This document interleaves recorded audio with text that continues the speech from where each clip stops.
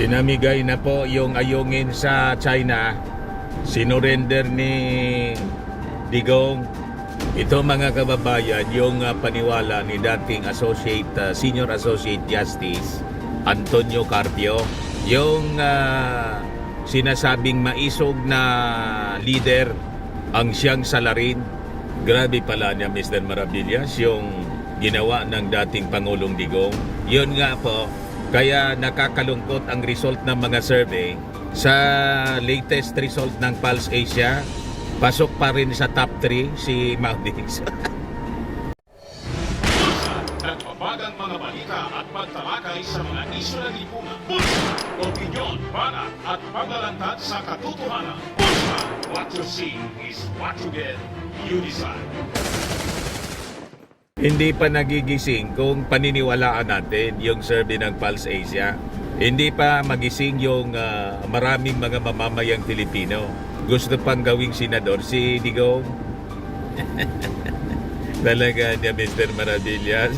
May problema ang ating bansa pa ganyan.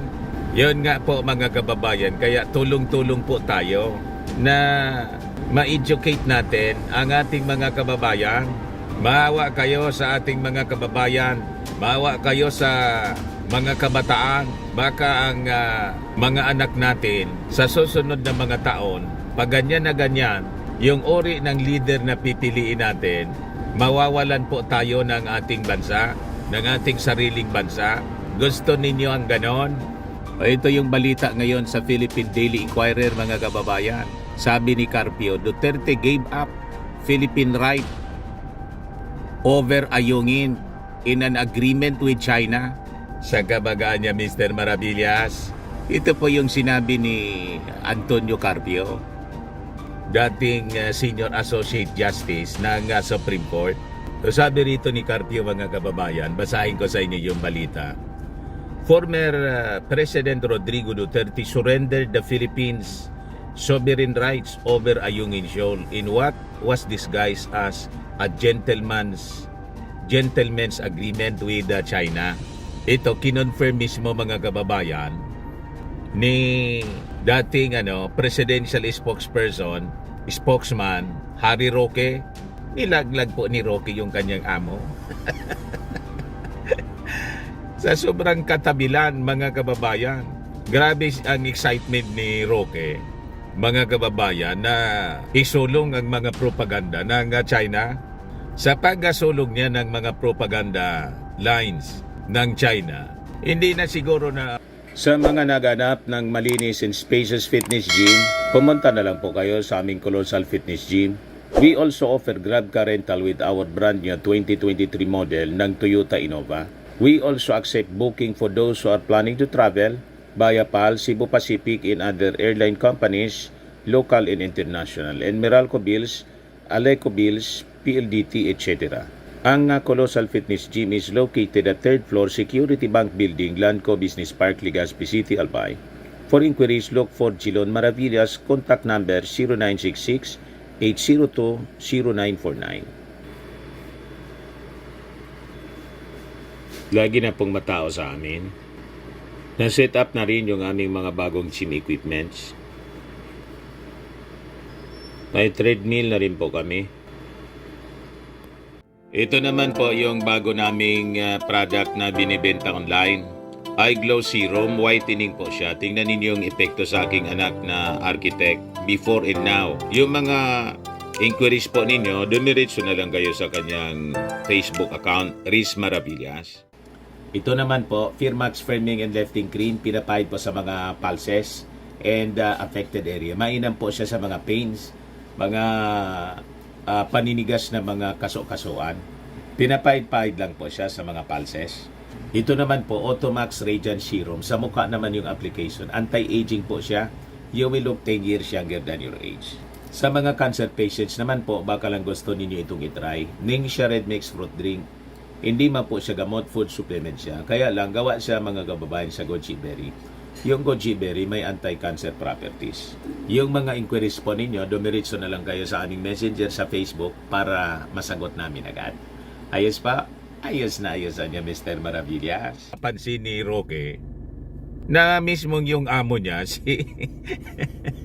si Digong mga kababayan, nilalaglag na niya. Ganon. Ganyan na niya talaga Mr. Maravillas ang mga udas. Pati yung boss, inudas na.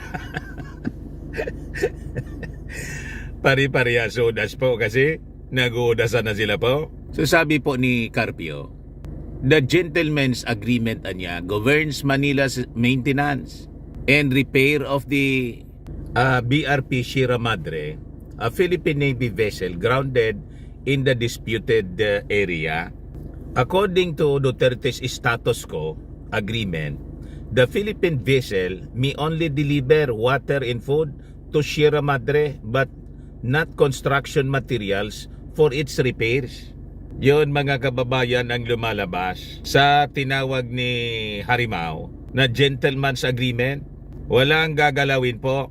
So ito yung pinangawakan mga kababayan ng China. Wala mang pinirmahan. Gentleman's agreement nga po. Kaya nagiging agresibo po yung China. Iniisip nila po, hindi tumutupad ngayon yung ating gobyerno sa usapan po with the former leader. Kaya mali po, mga kababayan, yung mga propaganda line nila na ang punot dulo ng pag-intensify ng agresyon ng China against us dito sa West Philippine Sea. Yung ating Pangulong Bongbong, ang punot dulo po, ang ugat, yung gentleman's agreement.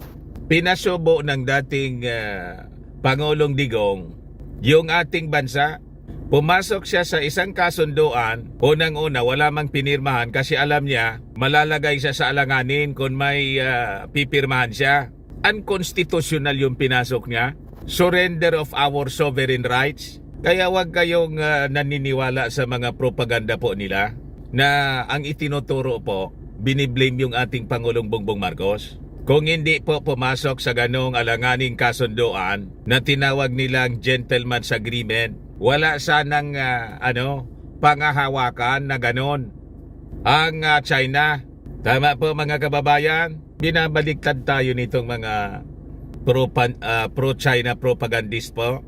Yung kasalanan ng kanilang patron, ang itinuturo po yung ating Pangulong Bongbong Marcos. Nasaan na nostisya niyan? Kayo yung pumasok sa alanganin na kasunduan na wala man ang pinirmahan kasi alam ninyong mali. Pagkatapos, ibiblame ninyo yung ating Pangulong Bongbong Marcos. Kayo yung nagpasubo sa ating bansa.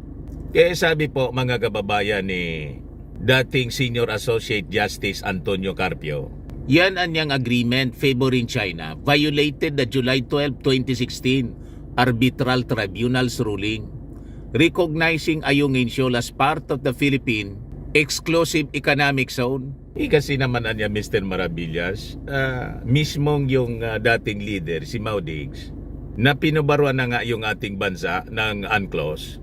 Siya mismo ayaw i-recognize. Yung China ayaw i-recognize. Pati yung ating bansa ayaw i-recognize. Yun nga po ang nakakalungkot. Buang. Sabi nga natin, saan kanyan pulutin mga kababayan? Pinaboran ka na ng United Nations Convention on the Law of the Sea. Pagkatapos, ayaw mo pa at sasabihin mo, just a piece of paper lang anya yan, itapon ko yan sa basurahan.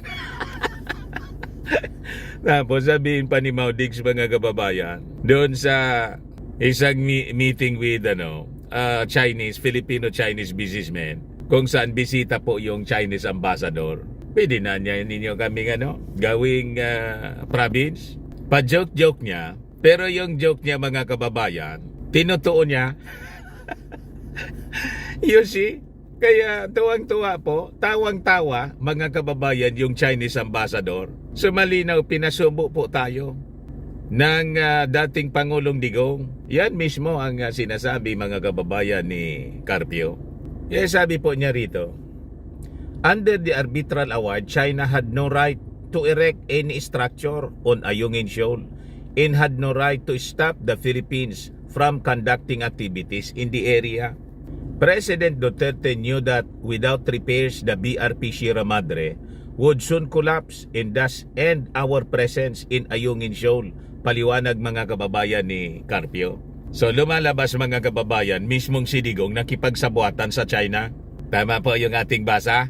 Sa kanyang mga aksyon at pagpayag sa status quo, sumasang-ayon siya sa agenda mga kababayan ng China na palipasin na lang yung panahon hanggang sa mabulok ang BRP Sierra Madre. Pag nabulok na, then pwede na mag-start yung China na tayo ng artificial island tulad ng ginagawa nila dyan po sa South China Sea. Lumalabas ganon mga kababayan with the actions na ginawa ng dating Pangulong Digong. Kaya sabi ni Carpio, yet anya Duterte agreed in a concession to China that the Philippines could only bring food and water to BRP Sierra Madre and would not bring materials to repair the Sierra Madre.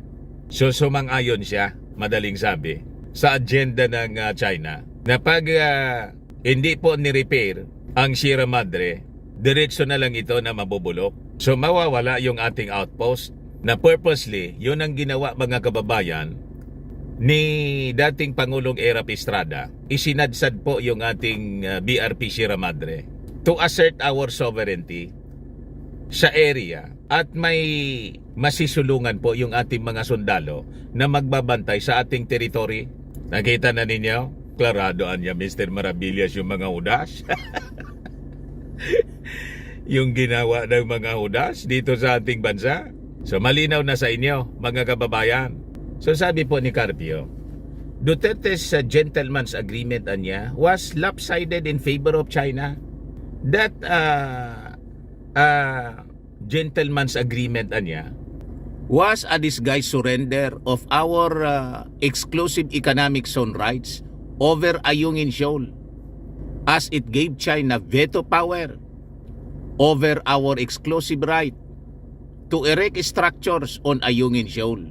Sabi ng dating Supreme Court Associate Justice, yun naman talaga po, malinaw na malinaw ang ginawa ng dating Pangulong Digong sa ating bansa. Ayan po. Nakita ninyo ang udas? Matindi talaga niya Mr. Maravillas. Ito anya yung talagang matinding pambubudol sa mga mamamayang Filipino. Totoong budol. Yan po mga kababayan ang lumalabas dito sa mga kwento na sinabi mismo ng dating Supreme Court Justice. Kaya pasalamat tayo mga kababayan na we have this president. Isang biyaya para sa mga mamamayang Filipino na ang leader natin, ang presidente natin, si President Ferdinand Romualdez Marcos, na talagang naninindigan para sa ating bansa. Totoong naninindigan. Walang mga pa-jetski at pahalik-halik sa ating bandila. Naalala ninyo yung pahalik-halik? Halik talaga niya Mr. Maravillas yun yung udas. Mismo mga kababayan, ito ang tunay na leader, sabi ni President Bongbong. On China's aggressive, dangerous tactics, Filipinos do not yield. Diba? Tapos, sasabihin ng mga pro-China, propagandist mga kababayan, gusto daw ipasubo ng ating Pangulong Bongbong Marcos yung ating bansa sa gihira. Wala pong ganun na iniisip yung ating Pangulong Bongbong Marcos. Walang agenda na makipagyera. But an agenda mga kababayan ng ating Pangulong Bongbong Marcos as his obligation bilang Commander-in-Chief is to see to it na we should have our credible defense. Kaya yung ginagawa niya mga kababayan. Credible defense sa sino mang mga agresor at gustong kamkamin yung ating territory. Masama ba mga kababayan ang maganda para sa ating depensa? Naturingan pa na Commander-in-Chief ka. Pagkatapos, konting bluff mga kababayan ng tulad ng China, isosurrender mo ang iyong territory. May ganon. Tapos, magyayabang na maisog leader. May maisog na ganon mga kababayan. Konting bluff, surrender agad. Kaya sabi ng ating Pangulong Bongbong Marcos, I stood firm anya that the Philippine government will not surrender the country's sovereign rights over the West Philippine Sea and will not be deterred by China's threats amid its recent intimidation, saying he will implement a response in countermeasure package against them. Pero hindi po sinasabi ng ating Pangulong Bongbong Marcos kung ano. Pero alam na natin kung ano yung ginagawa ng ating Pangulong Bongbong Marcos. Ini-engage niya yung mga powerful countries in the world tulad ng Amerika, Japan, Australia, France, Germany, the European Union, India, the ASEAN countries na lahat may interest dito po sa South China Sea para hindi po makapurma at makapagpatuloy ng kanilang coercive and aggressive actions or aggression ang China dito po sa atin. Yun ang pinakatama na dapat ginagawa ng isang leader po. Kaya sabi ng ating Pangulong Bongbong Marcos, we seek no conflict with any nation. More so, nations that purport and claim to be our friends. But we will not be cowed into silence, submission, or subservience. Filipinos do not yield. Yan po ang magaling na leader. Hindi yung makikipag-gentleman's agreement ka para isurrender yung ating territory. Pag traidor yan, mga kababayan, sa ating bansa at sa mga mamamayang Filipino, yun ang ginawa ng previous administration, mga kababayan. At proud pa sila. Si Harry Roque, proud na pinangangalandakan sa kanyang channel sa YouTube. Matindi talaga niya, Mr. Maravillas. Proud silang hinudas yung ating mga mamamayan. You see? Kaya sabi ng ating Pangulong Bongbong Marcos, mga kababayan, over the course of these past days, I have met and spoken to our country's national security and defense leadership. Kahit re-recover pa lang niya sa sakit, mga kababayan, kasi natrangkaso yung ating Pangulong Bongbong Marcos. Dire-diretso niya na kinakausap yung ating mga security officials. They have made their considered recommendations, and through exhaustive consultations, I have given them my directives. I have also been in constant communication with the representatives of relevant allies, meaning yung mga bansa tulad ng Amerika, Japan, European Union, Australia, and other countries supporting our stand.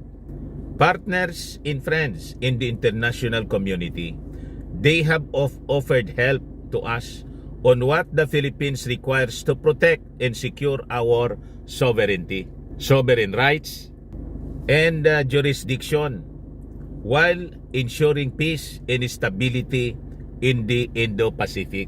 So wag po tayong mag-alala, mga kababayan. May mga countermeasures na po. Kaya lang, sabi ko nga sa inyo po, hindi man pwede itong i-discuss openly or in public ng ating Pangulong Bongbong Marcos. Pero alam na natin. And sabi ko nga sa inyo, with our mutual defense treaty sa Amerika and our EDCA sites, malamang nakaposisyon na po yung mga dapat ilagay na deterrence, the ultimate weapon, mga kababayan, malamang nilagay na po. Alangan man pauuna tayo sa masamang pinaplano ng China. Kung ganon, Mr. President, dagdagan pa nyo po ang mga EDCA sites natin. At kung pwede nga na ibalik natin in the future yung mga military bases, yung Subic at saka Clark Air Base. Kasi po, sa totoo lang, mga kababayan, niloko po tayo rito sa Pilipinas. Ang sponsor po, yung mga Chinese, Filipino businessmen, allied with CORICOM. Sila yung nag-sponsor ng mga kaguluhan po dito, ng mga anti-US, US bases propaganda. Ayon, mga kababayan, nalason pati isipan ng mga senador. Wag na tayong paulit po. Pinalayas, mga kababayan, yung mga American bases dito. Talagang malalim po yung operations ng China. Mula noon, umabante ng umabante mga kababayan, yung China. Ito na tayo ngayon. The rest is history. So, paluloko pa po tayo. Wag kayo pong nakikinig dito sa mga nagpasubo po sa ating bansa. Umina yung ating defense po. Wala na tayong US bases po dito. Butit we have this expanded defense cooperation, and we have EDCA sites. At sa administrasyon ng ating Pangulong Bongbong Marcos, nadagdagan pa yung ating mga EDCA sites. So for the meantime, pwede na po ito, mga kababayan muna. Pag naiposisyon natin yung deterrence na weapons, magdadalawang isip po yung China ang papasok po dito at aabanti po sila. Kasi alam nila, matutunaw lang po sila dito sa ating bansa. So yung kanilang pagnanasa, mga kababayan, masasupla po na natin yung kanilang pagnanasa. Kasi ang magiging choice nila, live and let live. O sama-sama tayong matutunaw dito po sa mundong ibabaw. Di ba? So walang magkikinabang sa pinag-aagawa na territory. Kasi lahat tayo maaabo dito, mga kababayan. Yun ang sinasabi nating Samson option. Kung sa Israel po, they have the Samson option, the ultimate weapon. Once na-threaten ang existence ng Israel, they have that ultimate weapon. Sabi ng mga matatapang nating pinsan na mga Israelites, sige niya, pasok kayo rito. Sama-sama tayong mababaon dito sa lupang ito. Yon ang dapat na message, mga kababayan, na maintindihan ng mga Chinese. Kaya tama po itong sinasabi ng ating Pangulo. We will not be deterred. We have counter measures na ginagawa. We will not surrender our sovereign rights. At nakikipag-usap na siya. Constant communication with our allies sa mga ginagawa, mga kababayan, na pang-aabuso, agresyon ng China dito po sa atin. Kaya po sabi ko sa inyo, makinig kayo sa sinabi sa Bible. Sabi po sa Joel chapter 3 verse 9 to 10. Proclaim this among nations. Prepare for war. Wake up, mighty men. Let all the men of war draw near. Let them come up. Beat your plowshares into swords, and pruning hooks into spears. Let the weak say, I am strong. Yan po ang ginagawa ng ating Pangulong Bongbong Marcos. Biblical siya. Hindi po siya nagsasabing mahina tayo. Yung strong leader po, kumusta naman yung maisog at strong leader?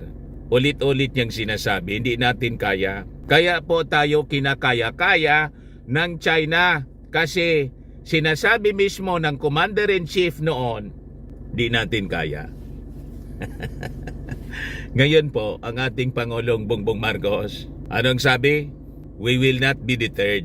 We will not surrender our sovereign rights. Ganon yung tama, mga kababayan, na dapat sinasabi ng isang leader. Huwag mong sabihing mahina ka.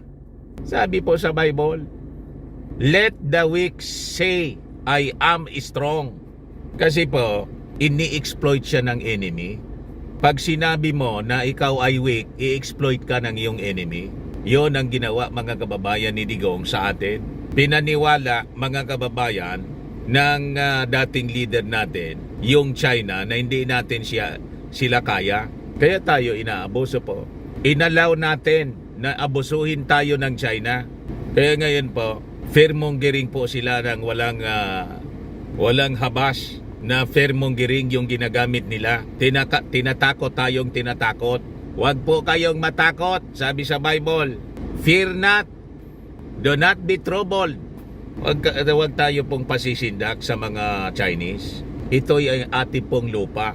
Ito'y ating bansa. Manindigan po tayo. Sabihin natin sa mga Chinese, huwag kayong papasok dito. Pag pumasok kayo rito, lahat tayo mababaon. Sama-sama. Gusto ninyo ng ganon? Or live and let live tayo. Ang lawak-lawak na po ng inyong you're the third largest country in the world. Hindi pa kayo magkontento sa inyong territory. Sobra na yung kaganinan ninyo. masyado nang sumobra yung kaswapangan po ninyo. Pinagnanasaan ninyo yung hindi inyo. Tama pa mga kababayan? Ayan man lang po yung ating short video ngayon. Ako po si Dante Maravillas. Bye-bye po. God bless.